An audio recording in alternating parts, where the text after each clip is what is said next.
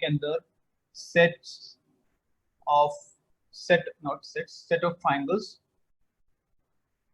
in a plane और R हमें given है T1, T2 where T1 is similar to T2, right? So उन्होंने language form में लिखा हुआ है T1 is similar to T2, मैंने उसे सिंबल फॉर्म में डाल दिया। T1 is similar to T2, ये सिमिलर है। सिमिलर का कॉन्सेप्ट बेसिकली ये होता है कि आपके दो फिगर्स अगर सिमिलर हैं, इसका मतलब ये है कि उनके शेप हमारे पास सेम होगा, साइज आपका डिफरेंट हो सकता है। तो शेप अगर मेरे पास सेम है, साइज डिफरेंट है, तो बेसिकली वो आपके सिमिलर फिगर्स की कैटेगरी के अंदर आते हैं, राइट? इट जस्ट लाइक कि अगर आप मॉल्स में शॉपिंग करने के लिए जाते हो और आप एक शर्ट परचेज कर रहे हो या फिर आप टी शर्ट परचेज कर रहे हो, तो आप कभी भी ये नहीं बोलते कि दो टी शर्ट आपकी सेम है, और हम वहाँ जो वर्ड यूज करते हैं वो सिमिलर यूज करते हैं कि दो टी शर्ट आपकी बिल्कुल सिमिलर है।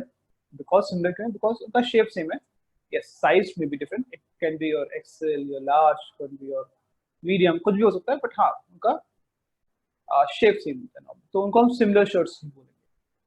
इसको आपको चेक करना है, रिफ्लेक्सिव, सिमेट्रिक और ट्रांजिटिव। बहुत आसान है। अगर हम रिफ्लेक्सिव की बात कर रहे हैं तो हम बात करेंगे ट्राइंगल T1 और T1 सेम ट्राइंगल लेके चलेंगे। So T1 is similar to T1। एक ट्राइंगल अपने आप से तो सिमिलर डेफिनेटली होता ही है, ये तो ऑब्वियस सी बात है, ये आपकी ट्रू स्टेटमेंट है। therefore T1, T1 आपका बिलोंग कर रहा है R में, और R मेरे पास आ गया रिफ्लेक्सिव। उसके बाद हम सिमेट्रिक की बात कर लेते हैं। सिमेट्रिक में इफ कंडीशन ली जाएगी T1, T2 अगर बिलोंग कर रहा है R में, यानी कि T1 इज सिमिलर T2 और T2 is similar T1। Again two statement है। अगर फर्स्ट ट्राइंगल सेकंड ट्राइंगल से सिमिलर है तो ऑब्वियस बात है सेकंड ट्राइंगल भी फर्स्ट ट्राइंगल से सिमिलर होगा ही होगा, और ये आपका सिमेट्रिक हो गया, यानी कि R आपका एक सिमेट्रिक है।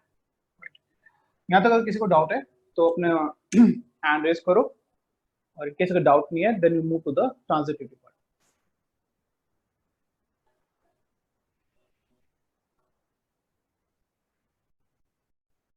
डाउट है? बड़े समझदार हो गए।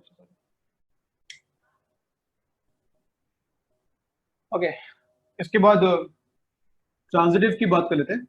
ट्रांजिटिव कैसे चलता है कि T1, T2 let's say belong कर रहा है R में, और T2, T3 बिलोंग कर रहा है R में। ये दोनों एक कंडीशन है। इसका मतलब है कि फर्स्ट ट्राइंगल सिमिलर है सेकंड के, और सेकंड आपका सिमिलर है थर्ड के, तो ऑटोमेटिकली फर्स्ट एंड थर्ड आपका सिमिलर होगा। ये आपकी ट्रू स्टेटमेंट है। Therefore T1, T3 belongs to R, so R is reflexive, symmetric हो गया। यहाँ पे वो ट्रांजिटिव हो जाएगा, और R आपका एक इक्विवेलेंस रिलेशन बन जाएगा। राइट, सो हमने चीज तो बता दिया कि R आपका एक रिफ्लेक्सिव है, सिमेट्रिक है, ट्रांजिटिव है। इसका मतलब आपका R एक इक्विवेलेंस रिलेशन। सेकेंड पार्ट हमने अभी नहीं करा है। इस पार्ट में अगर किसी को कोई डाउट है तो बोलिए, फिर हम आगे मूव करते हैं। सर एक बार दोबारा समझा दो स्टार्टिंग से। पहले पूरा क्वेश्चन पढ़ लो। क्वेश्चन में हमें क्या दिया हुआ है? क्वेश्चन में हमें दिया हुआ है कि आपके पास एक सेट ऑफ ट्राइंगल हमें क्वेश्चन में गिवन है। सेट ऑफ ट्राइंगल्स हमें given in a plane. Plane मतलब जैसे बोर्ड हमारा एक प्लेन है, तो उसके अंदर हमारे पास ट्राइंगल लिखा हुआ है।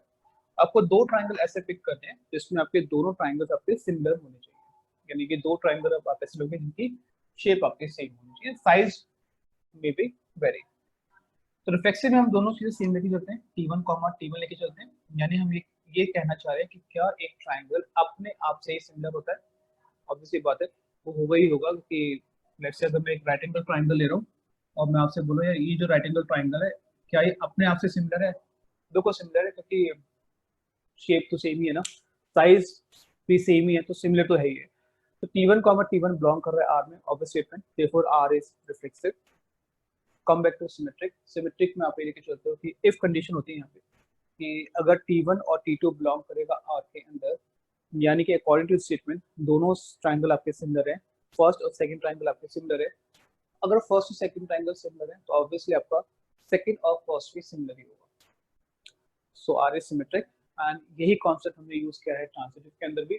ट्रांजिटिव पे आप ये कहना चाह रहे हो कि अगर फर्स्ट और सेकंड बिलोंग कर रहे हैं आर में, सेकंड और थर्ड बिलोंग कर रहे हैं आर में, यानी फर्स्ट सिमिलर है सेकंड के, सेकंड सिमिलर है थर्ड के, तो आपको चेक करना है कि फर्स्ट और थर्ड क्या सिमिलर होगा। ऑब्वियसली फर्स्ट ट्रायंगल सिमिलर है सेकंड के, सेकंड ट्रायंगल सिमिलर है थर्ड के, तो फर्स्ट और थर्ड के अंदर भी सिमिलैरिटी आएगी और this R is transitive. Right, done, जी क्लियर हो गया? इसको डाउट क्लियर है? Yes sir. अब इसका सेकंड पार्ट हमने नहीं किया है, ये तो फर्स्ट पार्ट ही चल रहा है। फर्स्ट पार्ट के अंदर आपको इक्विवेलेंस शो करने के लिए बोला जाता है, तो फर्स्ट इज डन। अब सेकंड ट्रायंगल पे आ जाते हैं, सेकंड पार्ट पे आ जाते हैं इसके। तो सेकंड पार्ट में गिवन है और सेकंड पार्ट ये कह रहा है क्वेश्चन का, कोई उसमें तो नहीं ना, वेटिंग रूम में तो नहीं है ना, कोई ऐसा स्टूडेंट तो नहीं है जिसको भी कनेक्टिविटी से लेके वेटिंग रूम में अभी ना? नहीं सर, अभी तक कोई मैसेज नहीं आया है। ठीक, अब इसका सेकंड देख लेते हैं। Consider 3 right angle triangle.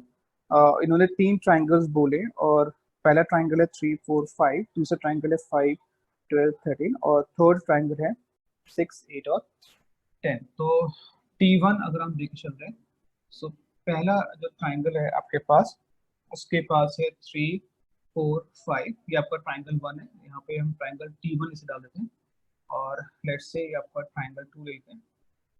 और ट्राइंगल 2 के अंदर आपके पास है 6 8 10 और ट्राइंगल 3 को अगर आप देख रहे हो, उसकी जो साइज हमें गिवन है क्वेश्चन में, और मैंने शायद गलत दिया है,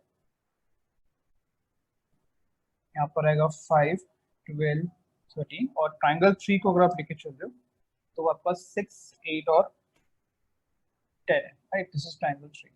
आपको देखना है इन तीनों में से कौन सा ट्राइंगल आपका रिलेटेड है।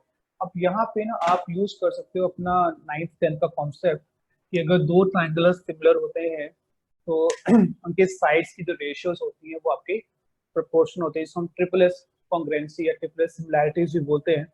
तो अगर आप देखो ध्यान से, जो ट्राइंगल 1 और ट्राइंगल 3 है उसकी साइड्स आपकी प्रोपोर्शनल है। जैसे 3/6 अगर आप करोगे तो 1/2 आ रहा है, 4/8 अगर आप करोगे अगेन 1/2 आ रहा है, 5/10 आप करोगे अगेन 1/2 आ रहा है, जो एक्चुअली ट्राइंगल 2 के साथ वो नहीं हो पा रहा है।